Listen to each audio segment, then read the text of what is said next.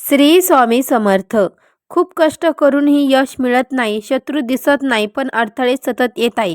यावेळेची भालचंद्र संकष्ट चतुर्थी तुमच्या नशिबाची दिशा बदलू शकते. या दिवशी एक विशिष्ट झाडाच्या पानाचा उपाय खूप प्रभावी ठरतो. पण लक्षात ठेवा, हे पान तोडताना एक विशिष्ट प्रार्थना करावी लागते आणि त्यावर आपली इच्छा एका नैसर्गिक लेखणीनेच लिहावी लागते. ही इच्छा नक्की कशी लिहायची आणि ते पान मंदिरात कधी अर्पण करायचं याची संपूर्ण शास्त्रदात पद्धत जाणून घेण्यासाठी आत्ताच खाली दिलेल्या लिंकवर क्लिक करा किंवा चॅनेलचा सविस्तर व्हिडिओ नक्की पहा.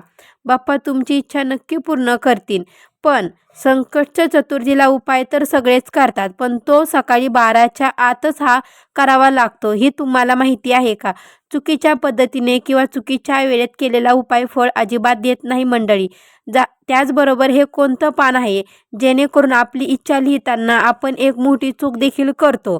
ती चूक टाळण्यासाठी आणि बाप्पाचं 100% कृपा मिळवण्यासाठी या उपायाची गुप्त मी लॉंग व्हिडिओमध्ये सांगितलं आहे.